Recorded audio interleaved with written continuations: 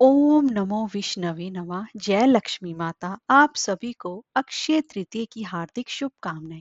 अक्षय तृतीया का पर्व हिंदू धर्म में सबसे ज्यादा खास महत्व माना जाता है। इसे अखातीज के नाम से भी जाना जाता है। और आज शुक्रवार पड़ रहा है, तो शुक्रवार के दिन माँ लक्ष्मी की पूजा उपासना करना भी बेहद शुभ फलदायी माना जाता है। और इसी के साथ साथ इस अक्षय तृतीया पर भगवान विष्णु जी के अवतार परशुराम और हयग्रीव जी का जन्म भी हुआ था। और आज ही के दिन सतयुग और त्रेता युग की शुरुआत भी हुई थी।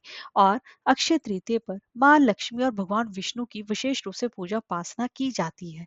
और अक्षय तृतीया एक ऐसा दिन है, अगर इस दिन कोई भी नया कार्य प्रारंभ करते हैं या कोई नया व्यापार शुरू करते हैं या फिर शादियां होती हैं, तो इसके लिए पंचांग देखने की आवश्यकता नहीं होती, यानी कि कोई मुहूर्त निकलवाने की भी आवश्यकता नहीं होती। अपने हिसाब से ही आप सारे काम कर सकते हैं। और आज के दिन अक्षय तृतीया पर व्रत भी रखा जाता है और इसी के साथ साथ व्रत कथा भी सुनी जाती है।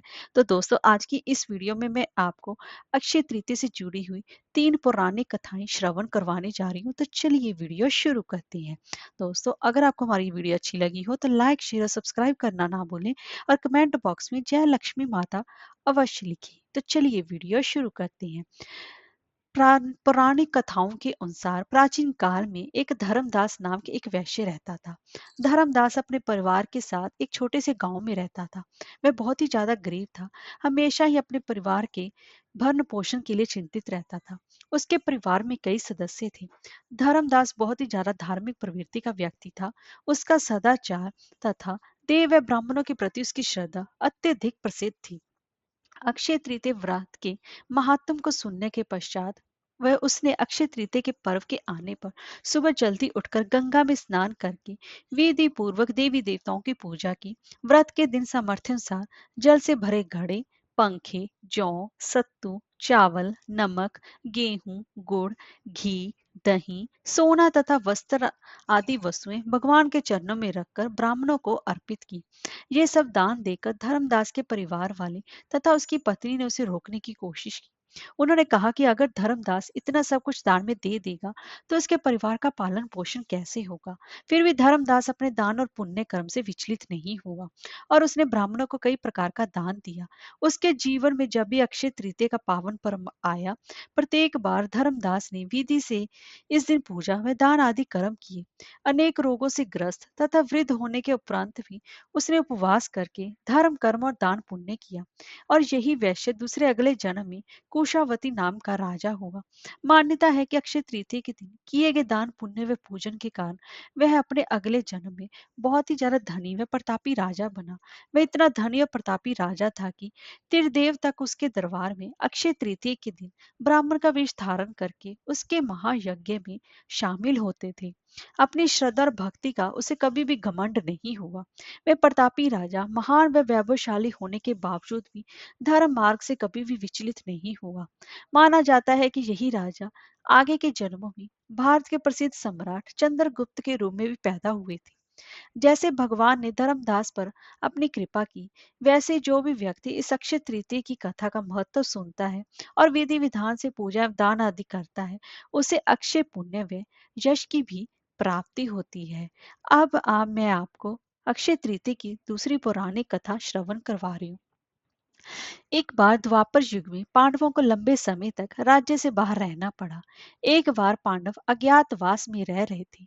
ऋषि दुर्वासा ने अपने शिष्य के जरिए ये संदेशा भिजवाया कि विशाख माह की शुक्ल पक्ष की तृतीय तिथि पर ऋषि दुर्वासा अपने शिष्यों के साथ भोजन हेतु पधारने वाले हैं।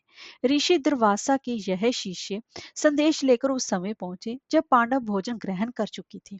यह संदेश पाकर पांडव चिंतित हो उठे कि उन लोगों ने तो भोजन प्राप्त कर लिया है, रसोई गृह में अब भोजन भी नहीं है। ऐसी स्थिति में ऋषि दुर्वासा और उनके शिष्यों को कैसे भोजन कराया जाएगा। तत्कालीन समय में ऋषि दुर्वासा अपने गुस्से के लिए जाने जाते थे।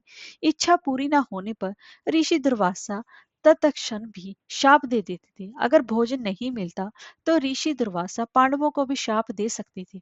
उसी समय द्रौपदी ने जगत के पालनहार भगवान श्री कृष्ण जी से सहायता हेतु प्रार्थना की। यह जानकर भगवान श्री कृष्ण पांडव के अज्ञातवास गृह पर आए। उस समय भगवान श्री कृष्ण जी ने भोजन पात्र में एक चावल पड़ा देखा। मुरली मनोहर ने चावल उठाकर ग्रहण किया, यानी कि खा लिया। इससे कि भोजन पात्र तत्पश्चात उसी समय अक्षय पात्र में बदल गया। अक्षय का आशय कभी न खत्म होने वाला। इसके बाद ऋषि दुर्वासा अपने शिष्यों के साथ पांडवों के घर पधारे। उसी समय द्रौपदी ने सभी को भोजन कराया। इसके बावजूद अन्न पात्र में भोजन कभी भी कम नहीं हुआ।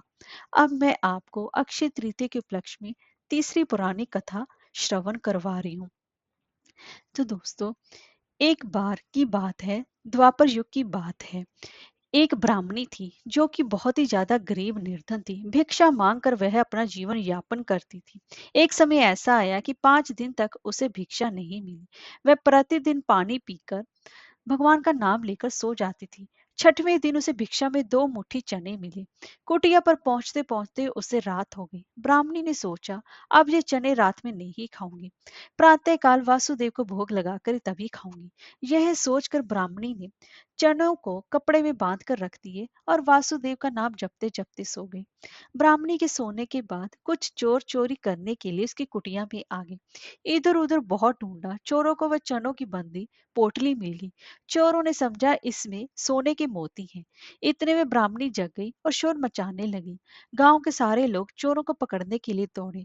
चोर वह पोटली लेकर भागे। पकड़े जाने के डर से मारे चोर संदापनी मुनि के आश्रम में छिप गए। संदापनी मुनि के आश्रम में भगवान श्री कृष्ण और सुदामा जी शिक्षा ग्रहण कर रहे थे। गुरु माता को लगा कि कोई आश्रम के अंदर आया है।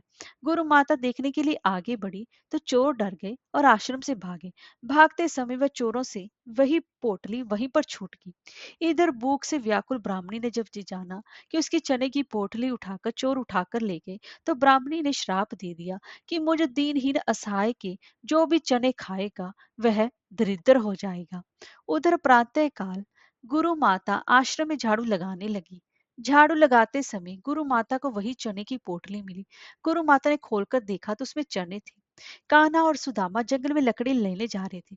गुरु माता ने वही चने की पोटली सुदामा जी को दे दी और कहा, बेटा, जब वन में भूख लगे तो दोनों लोग ये चने खा लेना। सुदामा जी जन्मजात ब्रह्मज्ञानी थे। उन्हें ज्ञात हो गया था कि ये शापित चने हैं। इन्हें कान्हा को किसी सूरत में नहीं खाने देना है। सुदामा ने सोचा कि चने अगर त्रिभुवनपति श्री कृष्ण को खिला दिए तो सारी सृष्टि ही दरिद्र हो जाएगी। यह चने स्वयं मैं खा जाऊंगा, लेकिन कृष्ण जी को खाने नहीं दूंगा। और सुदामा जी ने सारे चने खुद खा लिए। चने खाकर दरिद्रता का शाप सुदामा जी ने स्वयं ले लिया, लेकिन अपने मित्र श्री कृष्ण जी को एक भी दाना चना नहीं दिया। शाप की वजह से फिर कालांतर में सुदामा गरीब ब्राह्मण रहे। अपने बच्चों का पेट भर सके उतने भी सुदामा के पास पैसे नहीं थे। सुदामा की पत्नी ने कहा, हम भले ही भूखे रहें, लेकिन बच्चों का पेट तो भरना चाहिए ना। इतना बोलते बोलते उसकी आंखों में आंसू आ गए। सुदामा को बहुत ज्यादा दुख हुआ। उन्होंने कहा, क्या कर सकते हैं, किसी के पास मांगने थोड़ी ही जा सकते हैं। पत्नी ने सुदामा से कहा, आप कई बार कृष्ण की बात करने को कहते हो, आपकी उनके साथ बहुत मित्रता है, ऐसा कहते हो। वो तो द्वारका के राजा हैं, वहां क्यों नहीं जाते, जाइए ना, वहां कुछ भी मांगना नहीं पड़ेगा। सुदामा को पत्नी की बात सही लगी। सुदामा ने द्वारका जाने का तय किया। पत्नी से कहा, ठीक है, मैं कृष्ण के पास जाऊंगा, लेकिन उसके बच्चों के लिए क्या लेकर जाऊं। सुदामा की पत्नी पड़ोस में से भुने चावल यानी कि पोहे लेकर आई। उसे फटे हुए कपड़े में बांधकर उसकी पोटली बनाई।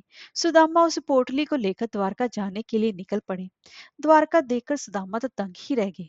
पूरी नगरी सोने की थी। लोग बहुत ज्यादा सुखी थे। सुदामा पूछते पूछते कृष्ण के महल तक पहुंचे। दरबान ने साधु जैसे लगने वाले सुदामा से पूछा, ओ भाई, यहाँ क्या काम है। सुदामा ने जवाब दिया, मुझे कृष्ण से मिलना है, वह मेरा मित्र है। अंदर जाकर कहिए कि सुदामा आपसे मिलने आया है। दरबान को सुदामा के वस्त्र देकर हंसी आई। उसने जाकर कृष्ण को बताया। सुदामा का नाम सुनते ही कृष्ण खड़े हो गए और सुदामा से मिलने दौड़े। सभी आश्चर्य से देख रहे थे कि कहाँ राजा और कहाँ ये साधु। कृष्ण सुदामा को महल में ले आए। संदापनी ऋषि के गुरुकुल की दिनों की यादें ताजा की। सुदामा कृष्ण की समृद्धि देखकर शर्मा गए। सुदामा पोहे की पोटली छुपाने लगे, लेकिन कृष्ण भगवान ने खींच ली। कृष्ण ने उसमें से पोहे निकाले और खाते हुए बोले, ऐसा अमृत जैसा स्वाद मुझे और कहीं किसी से भी नहीं मिला। बाद में दोनों खाना खाने बैठे। सोने की थाली में अच्छा भोजन परोसा गया। सुदामा का दिल भर आया। उन्हें याद आया कि घर पर बच्चों को पूरा पेट भर खाना भी नहीं मिलता है। सुदामा वहां 2 दिन रहे। वे कृष्ण के पास कुछ मांग नहीं सकी। तीसरे दिन वापस घर जाने के लिए निकले। कृष्ण सुदामा के गले लगे और थोड़ी दूर तक छोड़ने गए। घर जाते हुए सुदामा को विचार आया, घर पर पत्नी पूछेगी कि क्या लाए तो क्या जवाब दूंगा। सुदामा घर पहुंचे, वहां उन्हें अपनी झोंपड़ी नजर ही नहीं आई। उतने में एक सुंदर घर में से उनकी पत्नी बाहर आई। उसने सुंदर कपड़े पहन रखे थे। पत्नी ने सुदामा से पूछा, देखा कृष्ण का प्रताप, हमारी गरीबी चली गई। कृष्ण ने हमारे सारे दुख दूर कर दिए। सुदामा को कृष्ण का प्रेम याद आया। उनकी आंखों में खुशी के आंसू आ गए। वह दिन अक्षय तृतीय का था। तब से प्रति अक्षय तृतीय पर श्री कृष्ण सुदामा की ये कथा सुनाई जाती है। तो दोस्तों, ये थी कुछ कृष्ण भगवान की और अक्षय तृतीया की कहानियां। अगर आपको हमारी ये वीडियो अच्छी लगी हो तो ज्यादा से ज्यादा शेयर करें। हरे कृष्णा, राधे राधे।